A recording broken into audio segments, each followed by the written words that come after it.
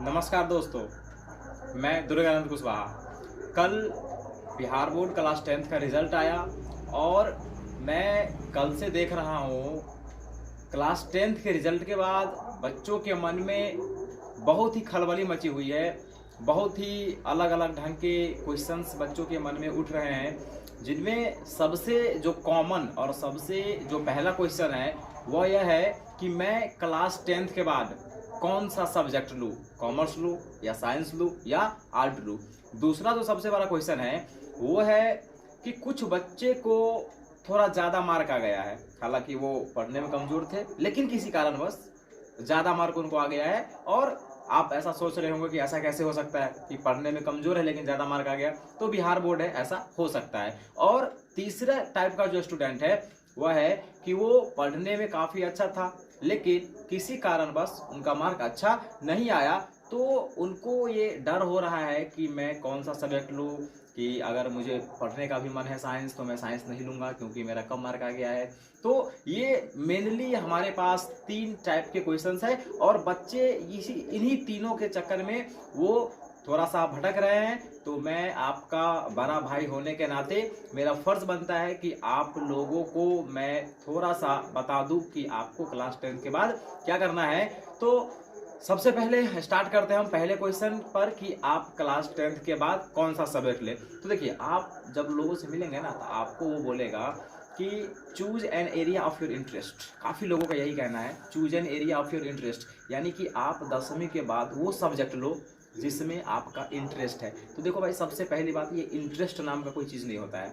मैं आपको फ्रैंकली बोल रहा हूँ कि इंटरेस्ट नाम का कोई चीज़ नहीं होता है। अगर आप क्लास 8 में हैं तो हो सकता है कि आपका उस बच्चे का ड्रीम इंजीनियर बनना होगा। जब वो क्लास 9-10 में आएगा तो उस बच्चे का ड्रीम डॉक्टर बनना होगा। जब वो 11-12 में जाएगा तब उसका ड्रीम IAS ऑफिसर बनना होगा। मतलब समझ रहे हो कि जैसे जैसे वो आगे जा रहा है उसका जो है एरिया ऑफ इंटरेस्ट चेंज हो रहा है। तो अगर मान लो कि कोई बच्चा उस गांव से बिलोंग करता है जिसमें से मोर देन 75% लोग दारू पार करता है, तो उस बच्चे का क्या इंटरेस्ट होगा। अगर कोई बच्चा पूरा शराबी के खानदान से बिलोंग करता है तो उस बच्चे का क्या इंटरेस्ट होगा। तो इंटरेस्ट नाम का चीज़ नहीं होता है। इंटरेस्ट टाइम के साथ, आपके एज के साथ बदलता जाएगा।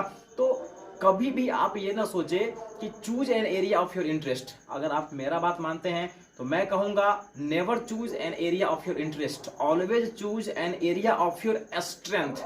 आप अपने स्ट्रेंथ के अकॉर्डिंग, आपके पास क्या क्षमता है उसके अकॉर्डिंग आप अपना विषय क्लास 11th में सेलेक्ट करें। जैसे मान लो कि किसी बच्चे को बहुत ज़्यादा मार्क आ गया। देखो, मैं सबसे पहले बात कर रहा हूँ कि आपको साइंस लेना चाहिए या कॉमर्स से लेना चाहिए, मैं आर्ट लेना चाहिए। मान लो कि आपने, अगर मैं साइंस की बात करूँ तो आपने सुना होगा कि साइंस का मतलब होता है कि साइंस अमीर बच्चों के लिए है, या आप ये भी सुने होंगे कि साइंस बहुत ही इंटेलिजेंट बच्चों के लिए है। तो मैं सबसे पहले पैसे वाली बात कर लेता हूँ, फिर मैं ये बात कर लूँगा कि एक्चुअली में साइंस पढ़ने में कितना पैसा लगता है और क्या सही में साइंस सिर्फ पैसे वाले लोग ही अफोर्ड कर सकते हैं साइंस सब्जेक्ट। तो सबसे पहले तो देखो, ये जो आपका साइंस है ये पढ़ने के लिए आपका ब्रेन थोड़ा सा क्रिटिकल होना चाहिए। आप मेहनती हो, अगर आप 7-8 घंटे पढ़ने की क्षमता रखते हैं, आपको स्टार्टिंग में उतना ज़्यादा नहीं पढ़ना पड़ेगा, आप 2-3-4 घंटे पढ़ेंगे आराम से चलेगा। लेकिन जब आप क्लास 12th में जाएंगे तो आपको लगभग 7-8 घंटे की पढ़ाई करनी पड़ेगी। तो आप अगर मेहनती है, अगर आपको लगता है कि हम 6-7 घंटे घर पे पढ़ सकते हैं, आपके पास इतना ब्रेन है, आपके पास इतना दिमाग है कि आप साइंस को अच्छे से समझ सकते हैं। साइंस कोई बहुत बड़ी चीज़ नहीं है। साइंस 11-12 में वही चीज़ें पढ़नी है जो आप 9-10 में ऑलरेडी पढ़ चुके हैं, उसी का थोड़ा सा डीपली फॉर्म है, डीपली है, ठीक है। तो अगर आपको लगता है कि हम मेहनती है, कि मेरे पास इतना दिमाग है कि मैं साइंस समझ जाऊंगा, तो आप साइंस ऑफ कोर्स रख सकते हैं। आप कभी भी साइंस रखें या ना रखें, इस बात को आप अपने क्लास 10th के मार्क से रिलेट नहीं करिए। अगर आपको बहुत अच्छा मार्क आ गया, मान लीजिए आपको 425 है, 430 है, तो आप साइंस रख लेंगे क्योंकि आपको लगेगा कि मैं बहुत इंटेलिजेंट हूँ। तो ये आप बहुत बड़ी गलती कर रहे हैं कि आप कितना इंटेलिजेंट है ये आपका क्लास 10th का मार्क नहीं बताएगा। मैं पिछले 2-3 सालों से क्लास 11-12 वाले को साइंस पढ़ा रहा हूँ, तो मुझे देखने को मिलता है कि जो बच्चे बहुत अच्छा मार्क लेकर के आए होते हैं क्लास 10th में, वो बच्चे साइंस में फ्लॉप कर जाते हैं। उनके पास उतना सोचने समझने की क्षमता नहीं होती है, क्योंकि बिहार बोर्ड क्लास 10th पास करना और सोचने समझने की क्षमता डेवलप करना, ये दोनों अलग अलग बातें हैं। और मैंने ऐसे भी स्टूडेंट देखे हैं जो बच्चा क्लास 10th में 2nd डिवीजन है, लेकिन वो जब 2 साल उन्होंने साइंस पढ़ाई की अच्छे तरीके से, तो उसका इंग्लिश भी बहुत अच्छा स्ट्रांग हो गया और उन्होंने काफी अच्छा मार्क +2 में लाया। तो आप कभी भी इस चीज से कंपैरिजन ना करें कि हमारा क्लास 10th में कितना मार्क आया है, कि अगर क्लास 10th में अच्छा मार्क आएगा तो मैं साइंस रखूंगा, अगर क्लास 10th में अच्छा मार्क नहीं आएगा तो मैं साइंस नहीं रखूंगा। तो ये आप मार्क का बात समझ गए। अब दूसरी बात है कि क्या सही में साइंस के लिए बहुत पैसा लगता है? तो देखो यार, अगर आप एक गरीब फैमिली से बिलोंग करते हैं तो मैं तो कहूँगा आप साइंस लो।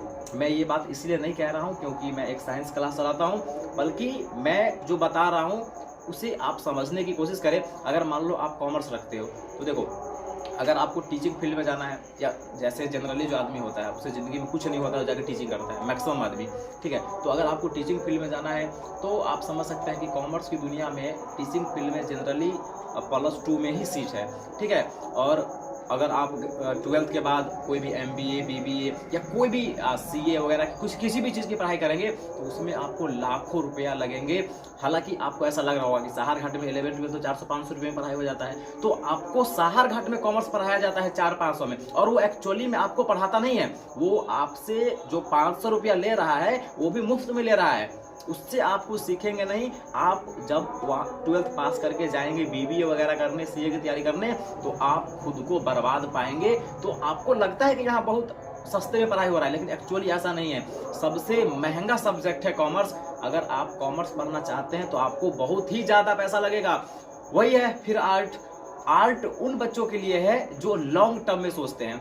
अगर मान लो कि कोई बच्चा बहुत ही गरीब फैमिली से बिलोंग करता है और वो ये सोचे कि हमको 12th के जस्ट बाद पैसे कमाना है, तो उस बच्चे के लिए आर्ट सब्जेक्ट नहीं है। आर्ट सब्जेक्ट उस बच्चे के लिए है जो लॉन्ग टर्म सोचता है, जिसको सरकारी नौकरी चाहिए, और सरकारी नौकरी करना कितना मुश्किल है आप समझ सकते हैं। और अगर मान लो कि आप गरीब फैमिली से बिलोंग करते हैं और अगर आप चाहते हैं कि हम जस्ट 12वीं के बाद कमाना चालू कर दे, तो भाई मैं आपको बता रहा हूँ कि क्लास 12th के बाद साइंस की दुनिया में अगर आप पढ़े हो 11-12 में, तो क्लास 12th के बाद ऐसा कोर्स है कि आप 60,000, 70,000, 1 लाख रुपया में मात्र वो कोर्स कर लोगे और आप अच्छी खासी कमाई कर सकते हैं। जैसे मान लो कि आप क्लास 12th में बायोलॉजी लेके पढ़ रहे हैं और क्लास 12th के बाद अगर आप लैब टेक्नीशियन का कोर्स करते हैं, तो लैब टेक्नीशियन का कोर्स 1,90,000 रुपये में हो जाता है और आप आराम से अच्छी खासी पैसा कमा सकते हैं। और मेडिकल फील्ड में कितनी अच्छी इनकम है तो आप जानते हैं। तो देखो यार, ये तो बिल्कुल फंडा ही गलत है कि साइंस अमीर बच्चों के लिए है। मैं तो कहता हूँ कि साइंस गरीब बच्चों के लिए है, अमीर बच्चों के लिए तो कॉमर्स है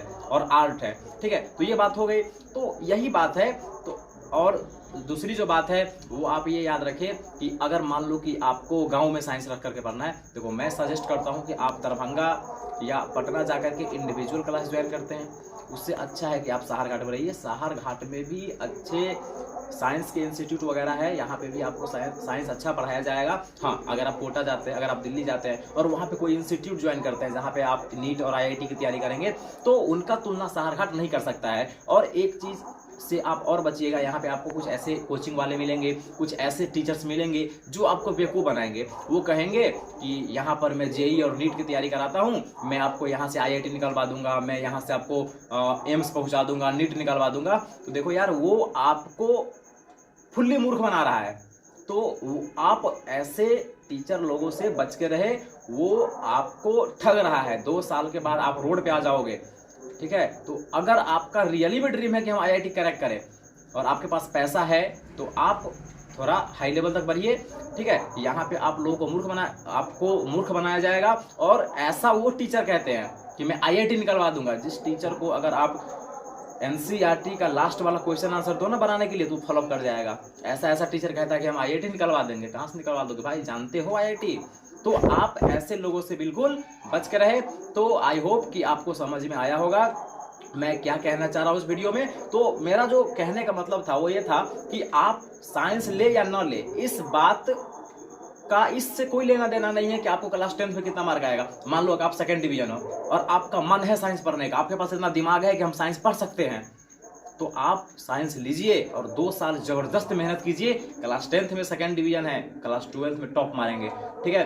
तो आप ये नहीं सोचिएगा कि सेकंड डिवीज़न लेकर के साइंस पढ़ेंगे, लोग क्या कहेगा। लोग क्या कहेगा, आज से 5 साल के बाद आप रोड पे आ जाओगे फिर भी लोग क्या कहेगा, और नहीं आओगे फिर भी लोग क्या कहेगा। लोग क्या कहेगा इससे हमको क्या मतलब है, हमको मतलब है कि हम पढ़े 2 साल, और 11th 12th आप 2 साल जम के पढ़िए, सब कुछ चेंज हो जाएगा, एवरीथिंग चेंजेस, सब कुछ चेंज हो जाएगा। तो मैं आप लोगों के समक्ष यही बात कहने आया था। बहुत बहुत धन्यवाद।